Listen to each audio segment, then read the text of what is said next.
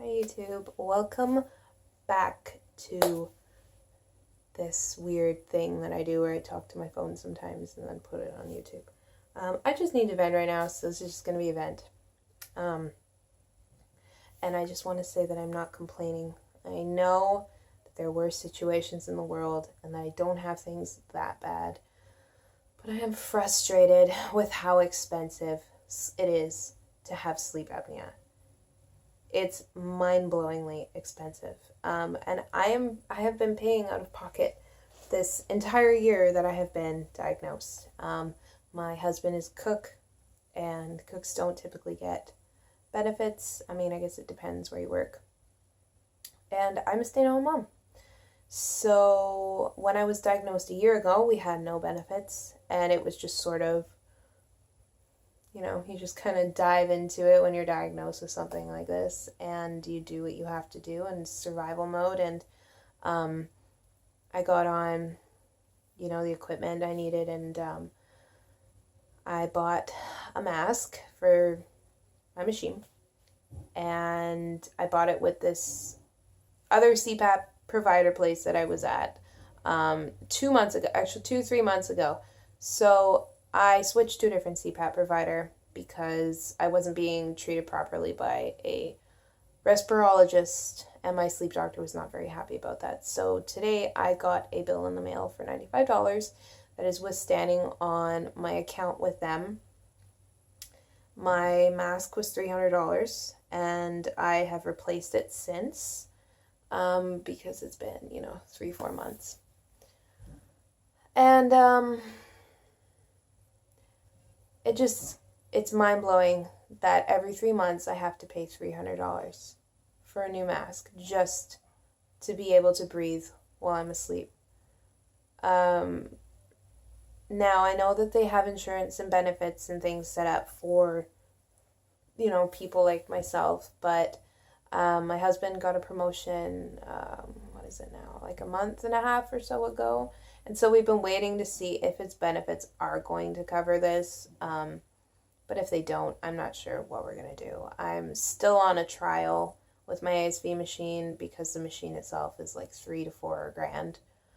But I mean, it's not a question. I need this thing. And so I'm trying to figure out kind of what I'm going to do. But I'm hopeful that the benefits will work out.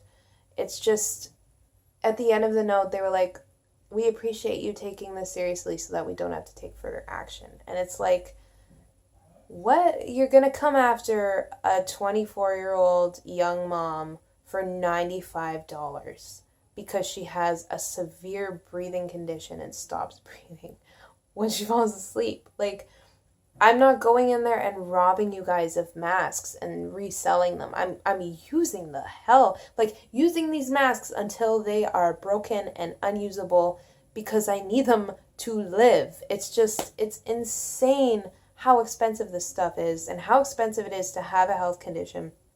I know, that's nothing compared to a lot of people out there, especially in the States. And, I live in Canada, and healthcare is supposedly free, but sleep apnea so far has not been. It has been all out of pocket. And the other little, I guess, update to this, I don't always having updates, but I mean, that's where I'm at with this right now, is we're still trying to figure stuff out, so please forgive me. I hope to one day have happier content on here, but this is just like my place where I can vent. I ended up calling so I talked to my sleep doctor first, and she feels like she doesn't know, honestly, what else to do for me. I'm still struggling with centrals that are waking me up. She wants to put me on medication, and I'm not interested in medication.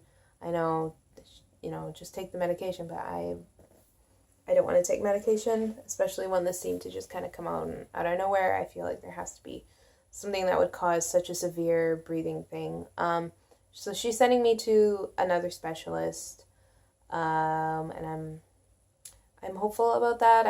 I'm eager to have somebody else kind of look at the situation, even though I think she's a wonderful doctor, and I told her, this doesn't mean I don't want you to be my doctor anymore. I just want another set of eyes, and if they say the exact same thing, I think it would be good for me to hear and to help me accept this condition as well, because, it's a big deal. And the other thing is, I had an MRI back in January.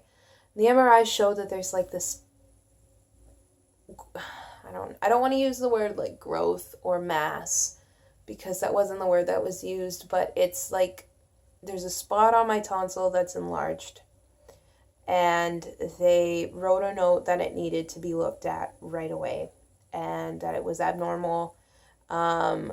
And it was sent to my doctor, and my horrible, not my sleep doctor, my regular doctor, whatever. She's just not with it. I don't know what the deal is, and I don't want to come on here and bash her, obviously, but she did not forward it properly.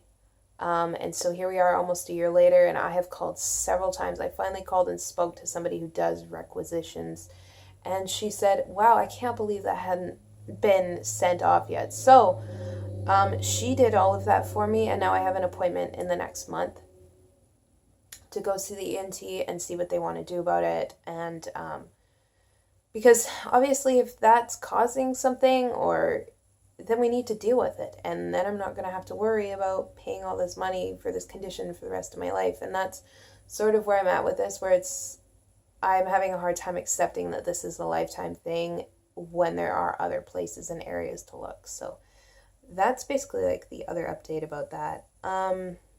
Yeah, that's really all I have to say.